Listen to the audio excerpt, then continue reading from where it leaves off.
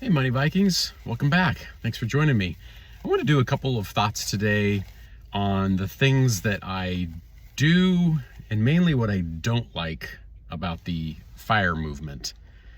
So, for those of you that know, I'm sure most of you know, so FIRE stands for Financial Independence, Retire Early. And as a Money Viking here, I've definitely sort of followed and dabbled in it for many years now. Probably first introduced to it probably about 10 years ago, actually, eight to 10 years ago. And I was initially really intrigued with the whole idea. But over time, I could FIRE, but I started thinking about it over the years, and there's a lot of things I don't like about it, and I want to talk about those. I'll talk about those second. The thing I like about it is that it frames your mind in terms of you really start to understand the key elements and dynamics needed to build wealth and build passive income machines, right? So the whole idea with the FIRE movement is that you're hitting a magical number. Let's say it's $1 million. And then from there, you're reducing, or you're having a lifestyle where you typically withdraw 4% off that per year. So $40,000 for every million. And basically you retire at some crazy early age, like 35 or 39 or something, after, 15 years in the workforce, and you call it quits and you live off everything. Okay, great. It sounds pretty good in theory, and it gets your thinking right. But a couple of things that I've realized about the movement over the time. So one of the things that's a little bit ironic is that a lot of the people that really push the FIRE movement, online and with their blogs, nothing against them. It's great stuff. And I think they are adding value, but they're actually running a business, right? So they're selling their books. They're making money and revenue off of affiliate marketing. They're making money off of courses. That's basically not retiring, right? That's running a small business. And it's great. It's almost like a financial coaching business, which is that's basically what Money Vikings does. But I think it's a little misleading for them to say that we retired early, because they didn't really retire.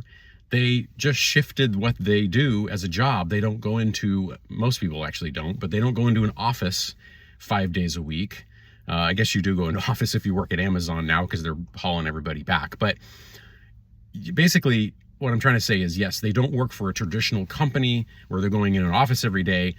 Instead, they shifted gears. They did that for 15 or 20 years. And now they're going to spend the next 10 years as a small business running basically a financial coaching business where they're selling something. You're selling a product, right? So, a lot of people run small businesses. It's a wonderful thing. It's a beautiful thing. I love running, Jerry and I love running Money Vikings, right? It's a great thing. We really have a great time doing it, but it's not retiring early. So is it financial independence? Yes, it's financial independence, but it's not retiring early. Okay. So there's three other things I want to talk about that I don't like about it, that I really caution you. So use it as much as you can to get ahead of the curve, to get really good at saving and investing, to learn, et cetera, okay? Use it for motivation and become financially independent as early as you can in your career. If you can become financially independent 20 years into a working career, more power to you if you can do it in 10 years. But here are some of the pitfalls, though. I think a lot of times these people will actually miss out on a lot of things in life. So, I like to go on a vacation, a nice trip every year, for example.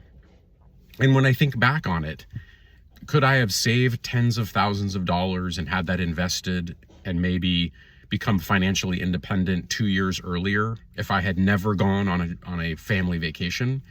Yes, probably, financially. But would I have traded that for the memories and for the interesting sort of new perspective and the experience and the fun and the joy of my family, at different times, and the just overall experience that traveling adds to you as a human? See, you would be giving a lot up. To stress over every single dollar all the time. I mean, I love a lot of things about Ramit Sethi and his whole concept of teaching people to get rich.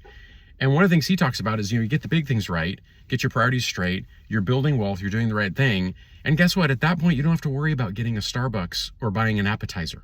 You're not sitting there like stressed out about, you're going out to dinner and it's, oh man, should I get an appetizer? Okay, just get the appetizer. I mean, and that's just a silly example. So that's one of the things, is that I do think that a lot of FIRE people are going to miss out on some of life's experiences. They would probably argue that, well, we're going to have those later, but life isn't as cut and dried. I mean, you'd probably be fine, but we don't know what happens. We have to find a way to balance building wealth and being financially secure with enjoying our life as we proceed through it. That's actually the balance that we're trying to find at Money Vikings, right? Okay. So number 2, work brings a lot to a human being, okay? And even a little bit of stress brings a lot to us as people, because sometimes healthy stress pushes us to do something we wouldn't have done. And when you look back on some of those things that were stressful and you were able to persevere and get through them and to learn from them and grow, you look at those challenges as a good thing in your life. It doesn't seem like it in the moment. In the moment, it's awful and it's really not enjoyable at all. But it's something that later on you look at it. So my point is this: work does bring a lot of value. It brings structure to a lot of our lives. I know for me personally, it's brought a lot of friendships. I've met a lot of people through work that I just really, really like as people, and I consider them friends. I know people are, say you're not supposed to have friends at work and all that kind of stuff, but I think that's BS, to be honest. Do you have to be professional at work? Do there have to be boundaries? It's, that kind of stuff. I get it. But you can make friends at work. At least I do, and I'm fine with that.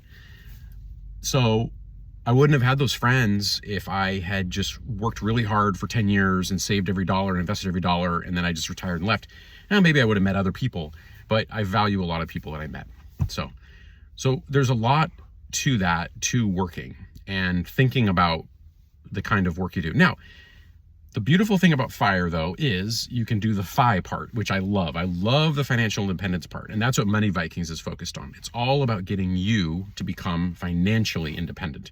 And then it probably frees you up to do work that you enjoy more. If you do have a cruddy job that's really sucky in a lot of different ways, well, being financially independent gives you that ability to transition probably a little easier into something else. So the last thing I'll mention about FIRE that I have a hard time with, and maybe it's different in other countries, but in the United States, healthcare is tricky.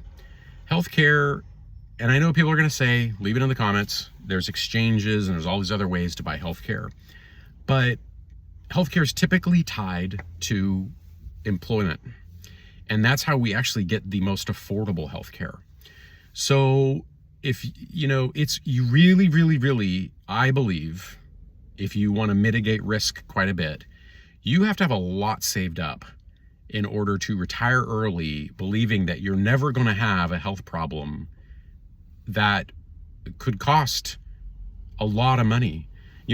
So if you have some sort of cruddy insurance that doesn't cover things, and you've fired and you've retired early and you're 35, well, what happens at 45 and you don't have good healthcare insurance and you get some sort of disease? And you may say, well, that's crazy, or, oh, I'm going to be healthy. Yeah, we can try, but we don't control everything, and we don't control everything with our health. I think we do have a lot of influence. I think we can, and I talk about it all the time on Money Vikings. Part of being a Money Viking is you got wealth and health. So yes, you can move and exercise, you can eat healthy, you can try to take care of your mental health, relationships, all that kind of stuff. But life is not perfect. There's things that happen to people that they did not expect, and we don't control every single element of that. So that is always something that I've kind of thought about. So if something like that, if some kind of life thing happens and you really could have fallen back on some really good healthcare, that's critical to know. So it's a big gap from early retirement till a person is, I think 62, 65, when they get full medical covered by the government through Social Security and Medicare. So those are the things to keep in mind with FIRE. I love the concept overall, but I think like anything in life, it can be taken too far.